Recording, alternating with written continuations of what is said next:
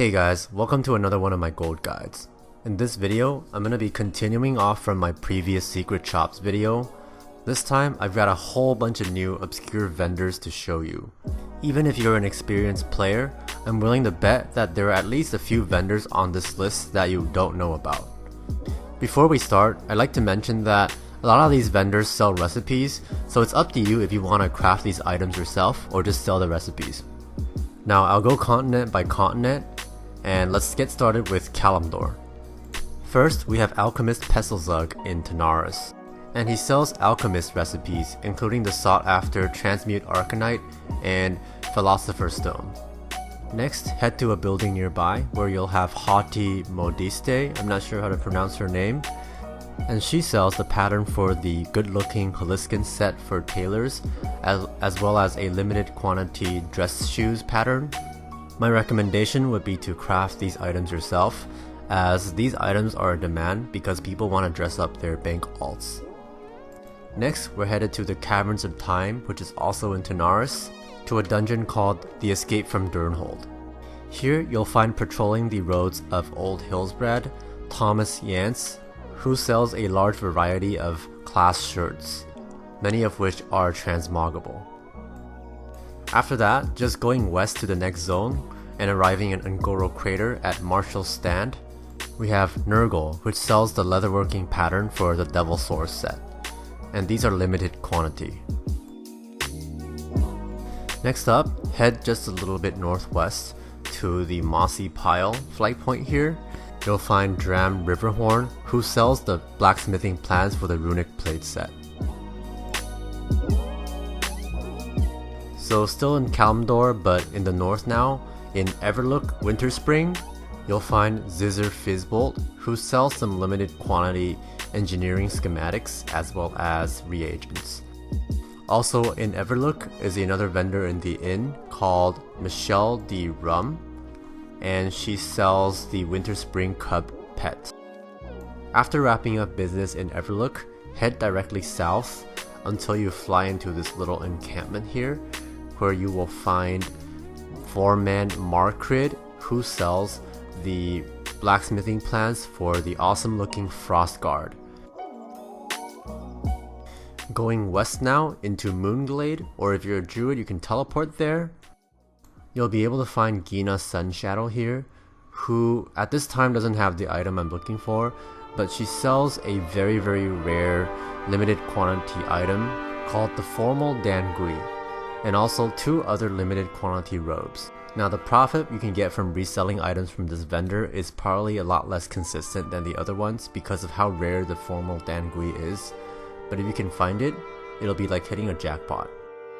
Wrapping up the continent of Kalimdor, we are now in the Eastern Kingdoms in the Hillsbrad Foothills. And right here, if you look at where I am right now, you can find this goblin called Broken, kind of a funny name, and he sells the recipe for Frost Oil, which is an alchemist recipe. And it's actually useful for defeating Vicidus, who's like a special boss in Encourage 40, who drops a pet. After that, we're gonna head to Durnhold Keep in the east, and right behind the keep is Chris Legates, which sells a variety of limited quantity pants and bracers, though I wouldn't bother with the bracers at all.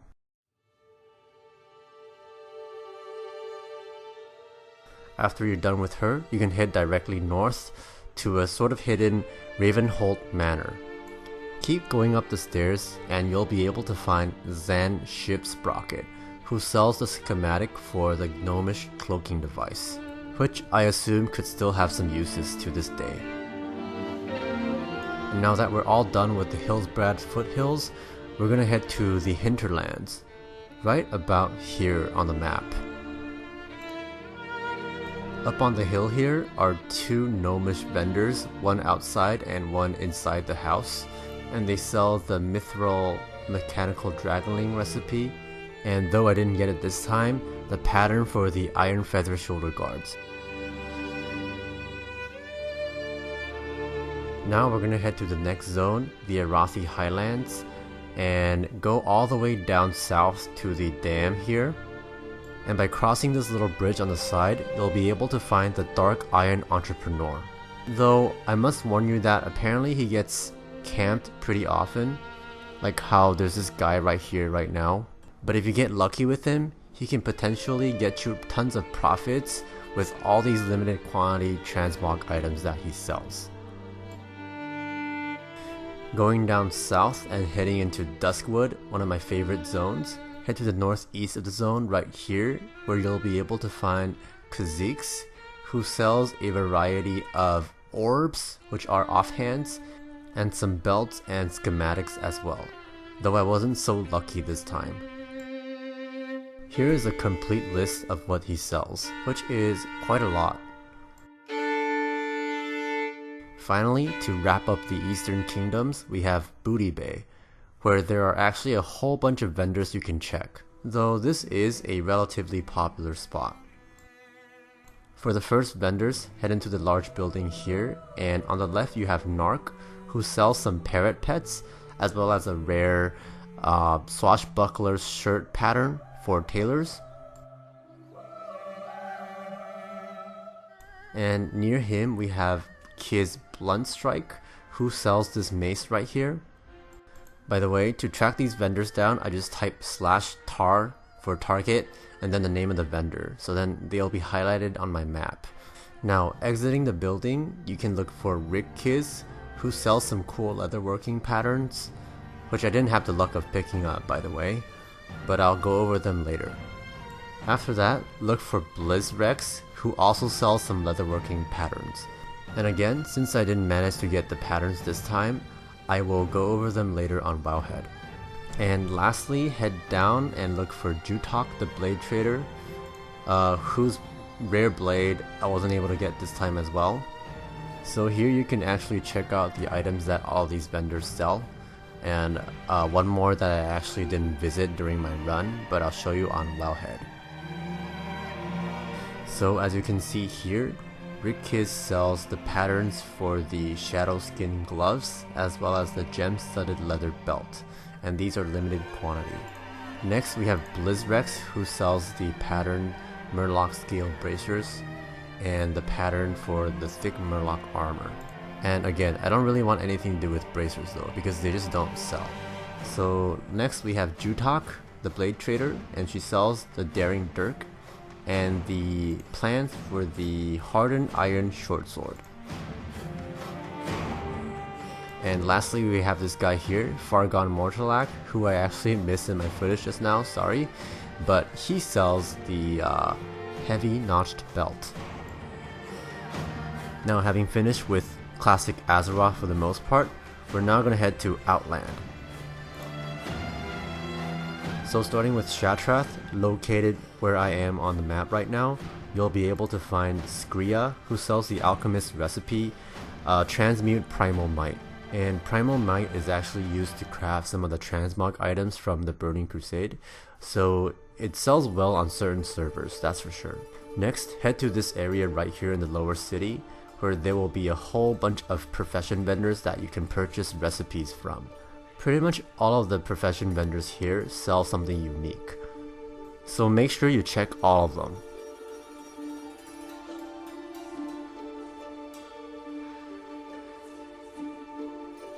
As a bonus to this route, there's a particular world quest that occasionally spawns near Shattrath that can potentially get you thousands if not tens of thousands of gold. To find it, you'll have to fly northeast from Shattrath until you reach this lake here. And Old Man Barlow here randomly offers one of 5 daily quests, but only one of them is really worth it, and that is Crocolis in the City.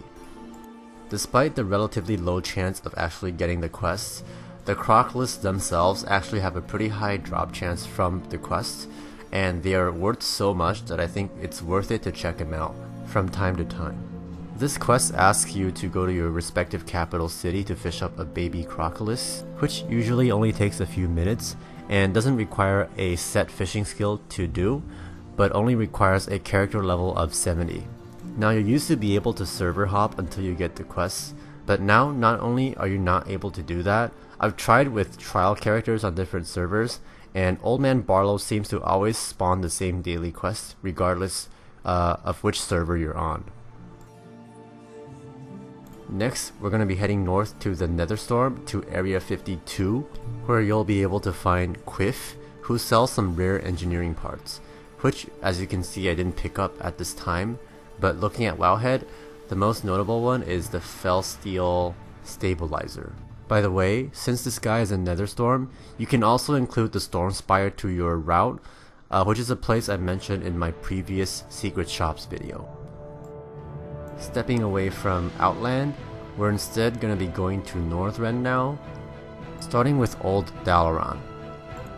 First, you can head to the First Aid store, where the vendor sells some shirts, and there's actually the same vendor in New Dalaran as well, so you can just restock there. In addition to that, you can then head to the respective vendors of your faction. Then there's going to be a vendor that sells frozen orbs for 60 gold. Then you can take your orbs to the Eternals trader right here and trade them in for some profits. Eternal water is the most valuable on my server, at 120 gold, which is double what I got for my frozen orb. Next, head to the sister Sorceress shop by the Violet Citadel and talk to this vendor right here, who sells a limited quantity polymorph black cat tome. And you definitely don't have to be a mage to be able to buy it. Next up, head to the Dalaran sewers and keep going until you reach that little room that's kind of on the side, and you'll find a vendor in there called Dara here, who sells the Ghostly Skull pet. Just buy, learn, cage, and then sell. And for the last secret shop in Old Dalaran, head to the Threads of Fate shop across from the Violet Citadel, and you'll find this clothier here who sells a bunch of shirts. This is also a good chance to fill up some of your transmog requirements in case you need them. After we wrap up Northrend, we're going to head straight into Draenor, and that is World of Draenor, Draenor. And here we're going to first be doing some pet battling with this guy Vashar right here in the Spires of Iraq. And why are we doing pet battling, you say? It's because to unlock this vendor, to make him actually sell stuff, you'll have to battle him and complete the daily quests first. Since his pets are mostly flying type, I recommend using magic attacks to fight against him. The Nexus Whelpling is particularly good against them because he both resists flying attacks and also is super effective against them. After you defeat him for the day, you'll be able to purchase two different pets from him, the Kaliri Hatchling and the Veil Watcher Hatchling. Again, buy, learn, cage, then sell. Next, I know that there are a lot of other vendors in Draenor and in other places as well, but those that require factions, I have decided to save for a part 3 video, as this video alone is actually already getting pretty long. For the final part of this video, we're going to be back in the Legion New Dalaran. There are many vendors here that sell pets as well as toys, but some of them require pet charms to purchase, and some of them just require gold. I think pet charms are often overlooked by gold makers, but they're actually pretty good because you can get them easily from world quests as well as missions. And not only do they allow you to buy pets and toys, you can also use them to level pets up by purchasing the training stones. Lastly, for our final vendor of this video, head to the underbelly of New Dalaran. This guy's sometimes hard to find because he's not always going to be there, but apparently Realm Hop does work in his case. So the item of interest here is the Tome of Hex Cockroach, which you can actually sell on the auction house. Then there's also the technique Glyph of Burnout, which is buying on pickup unfortunately, but if you're a scribe you can learn it and craft it. And as you can see here, there are also some unique items for rogues and priests, as well as some steamy romance novels which are of limited quantity. So if that's your thing, go ahead and buy them, I guess. And that concludes my video. I hope you guys enjoyed it, and I actually saved some vendors that I was gonna talk about but didn't, because number one, this video is pretty long already, and number two, I can just do another video addressing faction specific vendors. So thanks for watching, like, comment, and subscribe, and punch the notification bell. See ya.